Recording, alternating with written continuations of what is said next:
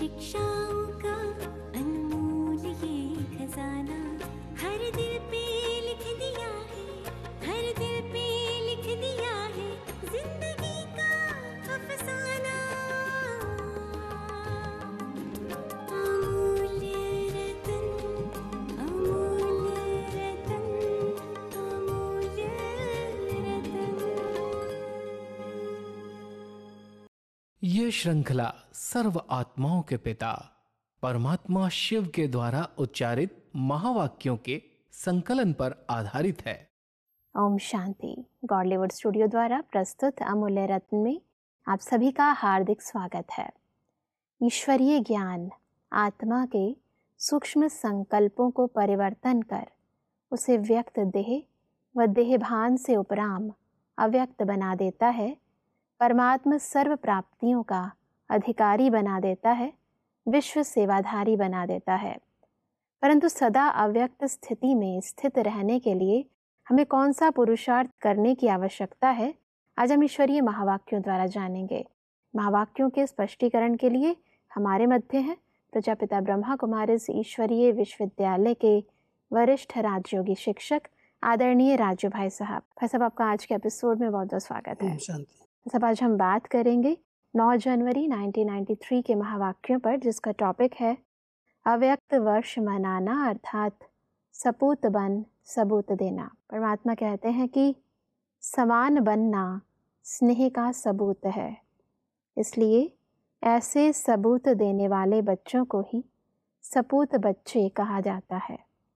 तो सपूत बच्चों को देख परमात्मा खुश भी होते हैं और विशेष एक्स्ट्रा मदद भी देते हैं। जितना हिम्मतवान बनते हैं उतना पदम गुणा बाप की मदद के स्वतः ही पात्र बन जाते हैं। ऐसे पात्र बच्चों की निशानी क्या होती है? जिसे बाप के लिए गायन है कि बाप के भंडारे सदा भरपूर हैं, ऐसे सपूत बच्चों के सदा सर्व के दिल के स्नेह की दुआओं से, सर्व के सहयोग की अनुभूतियों से, सर्व खजानों से भंडारे भरपूर रहते हैं। सब सपूत बच्चों की निशानियों को स्पष्ट करें। परमात्मा हम सब बच्चों को सपूत बच्चों की 2 विशेष निशानियां सुना रहे हैं। एक है सपूत बच्चे जो बाप के समान बन करके दिखाएं। जैसे ब्रह्मा बाबा अव्यक्त वतनवासी बने, अव्यक्त बन गए, ऐसे जो सपूत बच्चे हैं वो भी ब्रह्मा बाबा के समान बने, संपन्न बने। पहला ये सबूत है। दूसरा है, कहते हैं सब भंडारे भगवान के भरपूर हैं। तो हम सब अगर सब खजानों से, सब भंडारों से भरपूर हैं, सब खजाने हमारे पास हैं, आज्ञाकारी बच्चों के पास परमात्मा की इतनी आशीर्वाद, इतनी दुआएं मिलती हैं जो उनके पास सब भंडारे अपने आप भरपूर हो जाते हैं। परमात्मा कहते हैं जो सपूत बच्चे हैं, सबूत देने वाले हैं, उनके पास कोई भी कमी नहीं रहती, सब भंडारे उनके भरे हुए रहते हैं। जी, परमात्मा कहते हैं कि उनकी दृष्टि से, वृत्ति से, वाइब्रेशन से, मुख से, संपर्क से सदा भरपूर आत्माओं का अनुभव होता है। ऐसे बच्चे सदा बाप के साथ भी हैं और साथी भी हैं। यह डबल अनुभव हो, स्व की लगन में सदा साथ का अनुभव करते और सेवा में सदा साथी स्थिति का अनुभव करते। यह दोनों अनुभव साथी और साथ का स्वतः ही बाप समान साक्षी अर्थात न्यारा और प्यारा बना देता है। सब इन अन्य लक्षणों को भी स्पष्ट करें। परमात्मा हम सबको कहते हैं जो सपूत बच्चे हैं, वो सपूत बच्चे परमात्मा के साथ रहते हैं और साथी बन करके उनकी सेवा में मददगार बनते हैं। तो साथ और साथी, ये 2 विशेषताएं सपूत बच्चों की परमात्मा सुना रहे हैं। एक साथ रहना, दूसरा साथी बन करके उनकी सेवा में सहयोग देना, मददगार बनना। और जब हम साथ और साथी बन करके सेवाएं करते हैं तो साक्षी स्थिति बन जाती है, कहीं पर भी हम फंसते नहीं हैं, न्यारे और प्यारे बन करके उन सेवाओं में सहयोगी बनते हैं जी। तो परमात्मा कह रहे हैं जो साथ रहते हैं, साथी बन करके सेवा करते हैं, वो सदा साक्षी स्थिति में स्थित रहते हैं। जी, परमात्मा के कहते हैं कि जैसे ब्रह्मा बाप को देखा कि बाप और आप कंबाइंड रूप में सदा अनुभव किया और कराया, कंबाइंड स्वरूप को कोई अलग कर नहीं सकता। ऐसे सपूत बच्चे सदा अपने को कंबाइंड रूप अनुभव करते हैं, कोई ताकत नहीं जो अलग कर सके। ये भी एक सपूत बच्चों की निशानी है। जैसे शिव बाबा और ब्रह्मा बाबा दोनों कंबाइंड हो गए, कोई उनको अलग नहीं कर सकता, ऐसे ही जो सपूत बच्चे हैं वो भी बाबा के साथ ऐसे कंबाइंड रहते हैं, उन्हें भी कोई अलग नहीं कर सकता। जो उनसे मिलेगा, जो उनसे बात करेगा तो उनको लगेगा कि इनके साथ कोई है। तो परमात्मा को अपने साथ कंबाइंड रखना, उनके साथ कंबाइंड होकर के रहना, ये अनुभूति भी सपूत बच्चे ही कर सकते हैं। जी, आगे परमात्मा कहते हैं कि जैसे सतयुग में देवताओं की प्रकृति दासी रहती है, अर्थात सदा समय प्रमाण सहयोगी रहते हैं, ऐसे सपूत बच्चों की श्रेष्ठ स्थिति कारण सर्वशक्तियाँ और सर्वगुण समय प्रमाण सदा सहयोगी रहते हैं, अर्थात सर्व शक्तियों के गुणों के राज्य अधिकारी रहते हैं। परमात्मा कह रहे हैं जैसे देवताओं के लिए कहा जाता है कि उनकी प्रकृति दासी है जी, जो चीज़ की आवश्यकता है प्रकृति उनके सामने हाजिर कर देती है, ऐसे ही जो संगम युग पर सपूत बच्चे बन करके रहते हैं उनकी सेवा में सदा सर्वगुण और सर्व शक्तियाँ हाजिर रहती हैं जी, इसलिए कभी भी कोई चीज़ की कमी महसूस नहीं होती। जो संकल्प करते हैं वो सब प्राप्तियाँ अपने आप हो जाती हैं। जी, तो संगम पर सपूत बनना माना सर्वगुण और सर्व शक्तियों से संपन्न बनना, उनकी दृष्टि से, उनकी वृत्ति से, उनके व्यवहार से संपन्नता झलकती है कि इनके पास सब खजाने भरे हुए हैं, कोई चीज़ की कमी नहीं है। जी, परमात्मा कहते हैं कि साथ साथ ऐसे सपूत बच्चों का सेवा का विशेष स्वरूप क्या रहता, जैसे सभी वाणी द्वारा व मनसा सेवा द्वारा सेवा करते रहते हैं, ऐसे सेवा वे भी करते हैं, लेकिन उन्हों की विशेष सेवा यही है कि सदा अन्य आत्माओं को प्राप्त हुए बाप के गुणों और शक्तियों का दान नहीं, लेकिन सहयोग व प्राप्ति का अनुभव कराना। अज्ञानियों को दान देंगे और ब्राह्मण आत्माओं को सहयोग व प्राप्ति कराएंगे, क्योंकि सबसे बड़े ते बड़ा दान गुणदान व शक्तियों का दान है। परमात्मा पिता हम सबको दान के भी दो अर्थ बताते हैं, क्योंकि हम आपस में एक दूसरे को दान नहीं दे सकते लेकिन सहयोग दे सकते हैं। अज्ञानी आत्माएं हैं जिनके पास नहीं है उनको हम दान देते हैं जी, और आपस में एक दूसरे को कोई चीज़ की आवश्यकता है तो उसमें हम सहयोग देते हैं। जी, तो वैसे मनसा वाचा सेवाएं तो सभी करते हैं, लेकिन जो विशेष सपूत बच्चे हैं उनकी निशानी परमात्मा बताते हैं, वो सर्व गुण सर्व शक्तियों से संपन्न होने के कारण अपने आपस में परिवार के बीच में जिसमें जो कमी कमजोरी है उनको सहयोग दे करके उनको आगे बढ़ा देते हैं। और जो अज्ञानी आत्माएं हैं जिनके पास गुण नहीं है, शक्तियाँ नहीं हैं, उनके प्रति वो दाता बन करके उनको दान देते हैं, क्योंकि वो भरपूर हैं, संपन्न हैं। परमात्मा कहते हैं कि देने लग जाओ तो लेना स्वतः ही संपन्न हो जाएगा, क्योंकि बाप ने सभी को सब कुछ दे दिया है, कुछ अपने पास रखा नहीं है, सब दे दिया है। सिर्फ लेने वालों को संभालना और कार्य में लगाना नहीं आता है, तो जितना देते जाएंगे उतना ही संपन्नता का अनुभव करते जाएंगे। यही एक विधि है। परमात्मा ने तो अपने बच्चों को सब खजाने सब शक्तियाँ दे दी हैं, लेकिन अगर हमें उसके भरपूर रहना है, उनको बढ़ाना है, तो उसकी विधि है हम दूसरों को देते चलें। अगर हम दूसरों को देंगे तो हमारे अविनाशी खजाने और बढ़ते जाएंगे, भरपूर होते जाएंगे।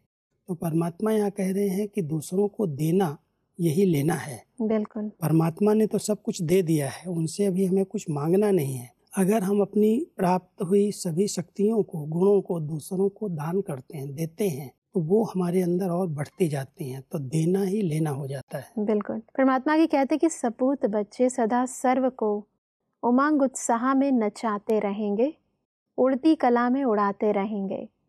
तो यह वर्ष अव्यक्त वर्ष मना रहे हो। अव्यक्त वर्ष मनाना अर्थात बाप के सपूत बन सबूत देने वाला बनना। ऐसा सबूत देना अर्थात मनाना, अव्यक्त का अर्थ ही है व्यक्त भाव और व्यक्त भावना से परे। पर सब सपूत बच्चों की इस निशानी को भी स्पष्ट करें। परमात्मा यहाँ कह रहे हैं कि जब कोई नया वर्ष आप मनाते हो तो नए नए नाम से मनाते हो जी। तो ये 93 वर्ष को हम सब ने अव्यक्त वर्ष के रूप में मनाया। तो अव्यक्त वर्ष मनाना माना व्यक्त से परे रहना, व्यक्त बातों से, व्यक्त लेन देन से न्यारे होकर के रहना। तो जो सपूत बच्चे हैं वो व्यक्त और व्यर्थ से सदा बचे हुए रहते हैं, क्योंकि अव्यक्त वर्ष माना बाप समान बनना। क्योंकि परम ब्रह्मा बाबा अव्यक्त बने और अव्यक्त वतन से हम बच्चों की सेवा कर रहे हैं, पालना कर रहे हैं। तो अव्यक्त वर्ष में हम उनके समान बने, उनकी पालना का हम सबूत दें। तो सपूत बन करके हम सबूत दें, जो कुछ उनसे हमें प्राप्त हुआ है वो हम दूसरों को दान करें, सेवा में लगाएं और व्यक्त और व्यर्थ बातों से बच करके रहें। तो हमारी स्थिति जो है ब्रह्मा बाबा के समान अव्यक्त बन जाएगी। जी। परमात्मा आगे कहते हैं कि जीवन में उड़ती कला व गिरती कला का आधार दो बातें ही हैं, एक भावना और दूसरा भाव।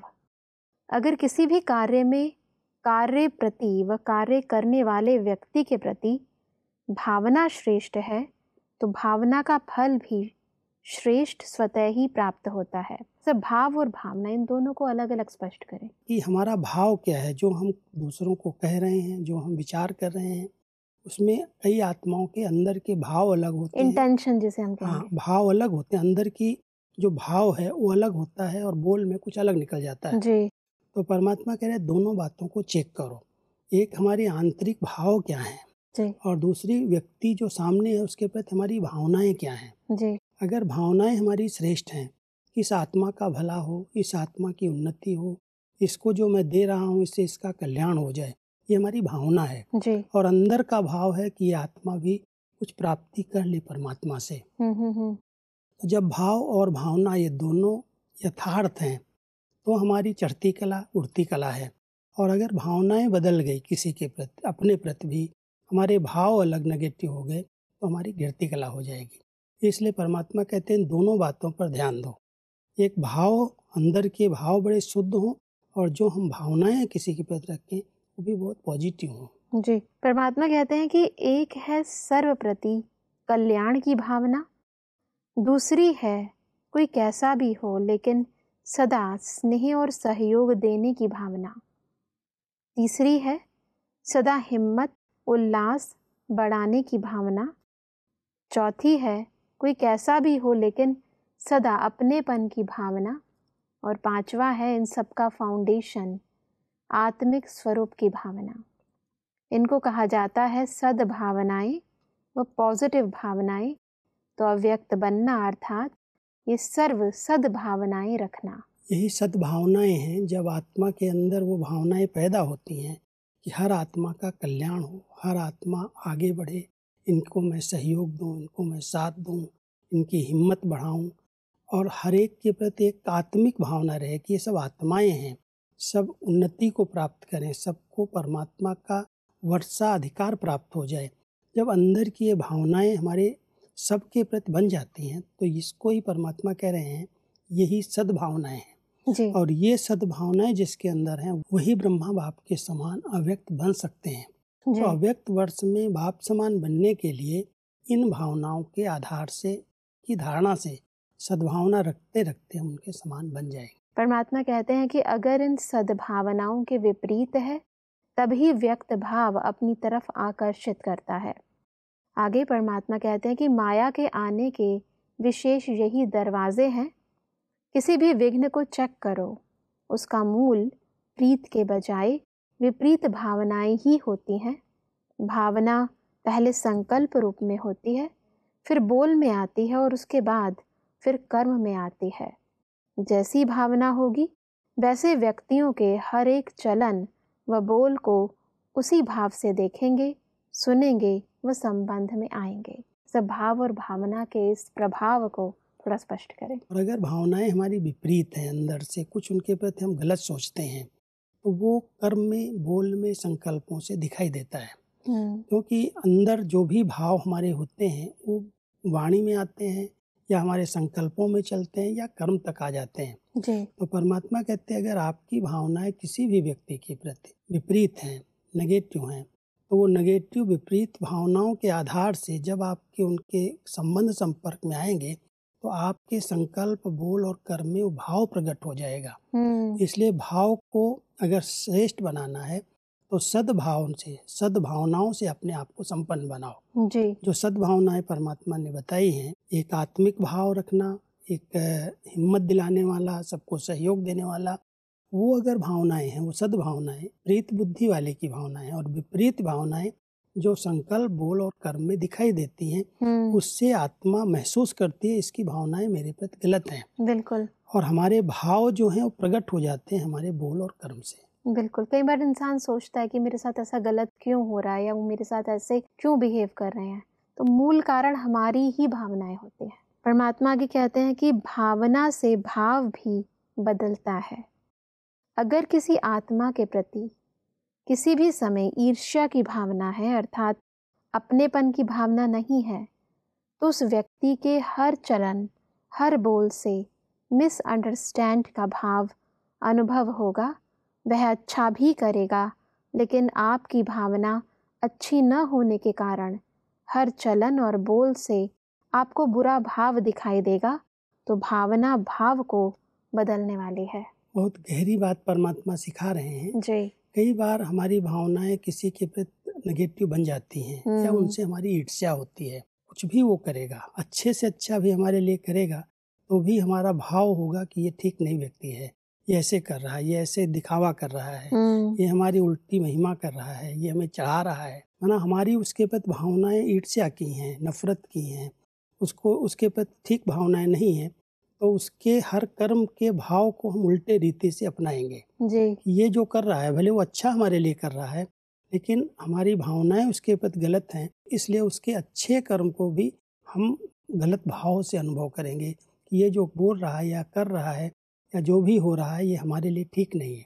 हमारी उसके प्रति जो भावनाएं हैं वो परिवर्तित हैं, इसलिए उसके करने के भाव को हम परिवर्तन कर देते हैं। जी। परमात्मा कहते हैं कि कई बच्चे अशुद्ध भावना व अशुभ भाव से अलग भी रहते हैं, लेकिन एक है शुभ भाव और भावना, दूसरी है व्यर्थ भाव और भावना, तीसरी है साधारण भावना व भाव। इन तीनों भाव और भावनाओं को भाई साहब स्पष्ट करें। क्योंकि एक है बहुत श्रेष्ठ भावनाएं, जिसके प्रति कल्याण की भावनाएं, उमंग उत्साह दिलाने की, आगे बढ़ाने की, वो भावनाएं बहुत ऊंची भावनाएं, जिसको परमात्मा सद्भावनाएं कह रहे हैं। दूसरी है ठीक है, जैसे है वैसे चल रहे हैं, वो साधारण है, उनके प्रति न बहुत ऊंची भावनाएं है, न उनको गिराने की भावना है, ठीक है, जो है ठीक है जी। और तीसरी उसके प्रति बिल्कुल विपरीत भावनाएं हैं। ये आत्मा जो कुछ कर रही है ठीक नहीं कर रही है, उसके हर कर्म को हम गलत रूप से वर्णन करते हैं, देखते हैं। भले वो अच्छा पुरुषार्थ कर रहा है, ऊंचे से ऊंचा पुरुषार्थ कर रहा है, उसका लक्ष्य गलत नहीं है, लेकिन उसके प्रति हमारी भावनाएं ठीक नहीं है, इसके लिए जो कुछ करता है वो हमें गलत ही दिखाई देता है कि ये व्यर्थ और विपरीत एक ही बात कहेंगे? दोनों हैं एक ही बात, लेकिन कई बार भावनाओं के अंदर विपरीत बातें सामने रहती हैं।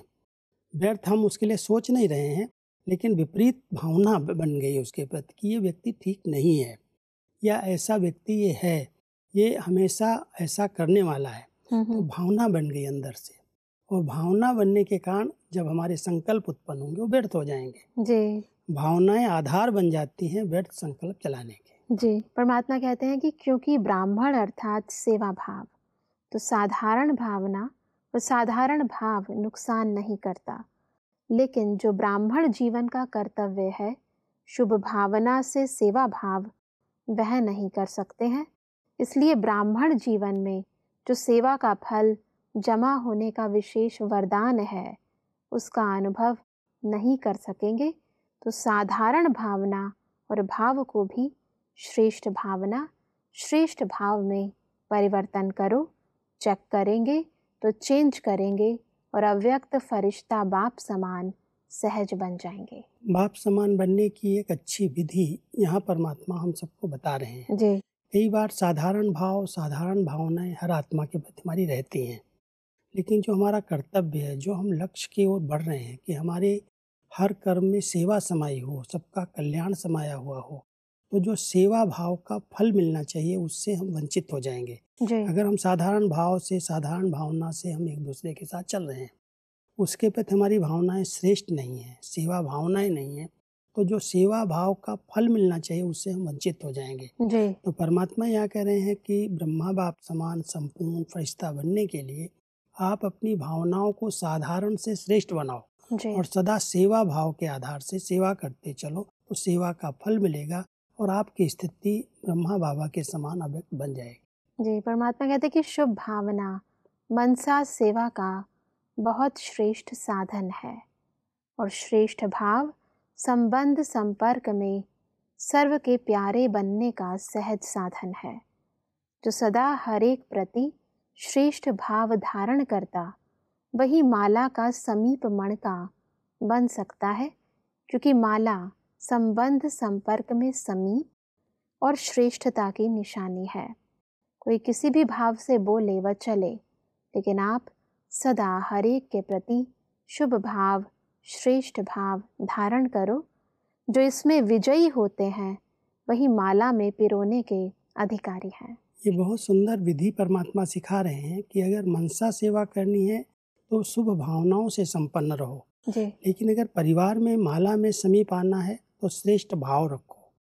अगर हमारा हर आत्मा के प्रति श्रेष्ठ भाव है, सबके प्रति कल्याण का भाव है, तो हम एक दूसरे के प्यारे बन जाएंगे, समीप आ जाएंगे। बिल्कुल। और समीपता के आधार से माला में पिरो जाएंगे और जितनी हमारी भावनाएं श्रेष्ठ, ऊंचे से ऊंची शुभ भावनाएं बनती जाएंगी, उतनी हमारी मनसा शक्तिशाली होगी और उस मनसा द्वारा हम विश्व कल्याण की सेवा कर सकेंगे। बिल्कुल। तो दोनों चीजों में श्रेष्ठ भाव और श्रेष्ठ भावनाएं बहुत मदद करती हैं। इसीलिए परमात्मा कहते हैं कि चाहे सेवा के क्षेत्र में भाषण नहीं कर सकते, प्लान नहीं बना सकते, लेकिन जो हर एक से संबंध संपर्क में शुभ भाव रख सकते हैं, तो यह शुभ भाव सूक्ष्म सेवा भाव में जमा हो जाएगा।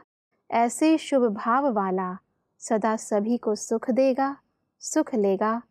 तो यह भी सेवा है और यह सेवा भाव आगे नंबर लेने का अधिकारी बना देगा, इसलिए माला का मणका बन जाएंगे। शुभ भाव और श्रेष्ठ भाव से सेवा भाव आ जाएगा और सेवा भाव जब होगा तो सुख देंगे, सुख लेंगे। और जब दूसरों को समीप सुख देंगे तो नेचुरल एक दूसरे के समीप आएंगे, माला में पिरो जाएंगे। तो परमात्मा हम सबको विजयी माला में आने की एक बहुत अच्छी विधि बता रहे हैं कि सबके प्रति श्रेष्ठ भाव, शुभ भावना रखो, सेवा भाव रखो, तो आप माला के मणके बन जाएंगे। बिल्कुल भाई साहब, आज हमने बहुत ही गहराई से समझा कि कैसे हम अपनी श्रेष्ठ भाव व भावना से सपूत परमात्मा का बच्चा बन अव्यक्त स्थिति को प्राप्त कर सकते हैं। स्पष्टीकरण के लिए आपका बहुत बहुत धन्यवाद। ओम शांति। दर्शकों, आज के महावाक्यों में परमात्मा ने कहा कि सपूत बच्चे सदा सर्व खजानों से संपन्न रहते हैं, सदा कंबाइंड स्वरूप में रहते हैं और सदा दाता बन सर्व को गुणों व शक्तियों का दान देते हैं। परमात्मा ने कहा कि अव्यक्त स्थिति में रहने के लिए हमें अपनी भावना व भाव को सदा शुभ, श्रेष्ठ व सकारात्मक बनाना है। परमात्मा ने कहा कि मनसा सेवा का श्रेष्ठ साधन है शुभ भावना और संबंध संपर्क में प्यारा बनने का साधन है शुभ भाव। दर्शकों, आज के महावाक्यों से संबंधित यदि आपके मन में कोई भी प्रश्न है तो आप हमें ईमेल कर सकते हैं। हमारा ईमेल आईडी है amulyaratna@bollywoodstudio.org। अगले एपिसोड में हम इन्हीं महावाक्यों को और आगे बढ़ाएंगे। तब तक के लिए लेते हैं इजाजत। ओम शांति। मुख्य सार।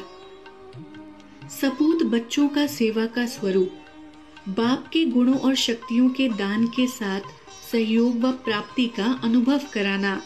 अज्ञानियों को दान और ब्राह्मण आत्माओं को सहयोग देंगे।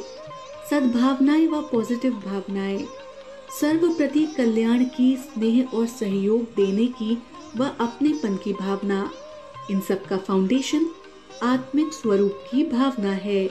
विघ्नों का मूल भाव और भावना। भावना पहले संकल्प में, फिर बोल व कर्म में आती है और भाव को बदल देती है। शुभ भावना मनसा सेवा का और श्रेष्ठ भाव सर्व के प्यारे बनने का साधन है। अधिक जानकारी के लिए संपर्क करें Amulya Ratan Godlywood studio, Manmohini Van, Shantivan post, Abu road 307510, district Sirohi, Rajasthan. Email ID है amulyaratn@godlywoodstudio.org। इस श्रृंखला को प्रजापिता ब्रह्मा कुमारीज ईश्वरीय विश्वविद्यालय के सेवा केंद्रों पर क्लास में नियमित रूप से चलाने के लिए गॉडलीवुड स्टूडियो से संपर्क करें।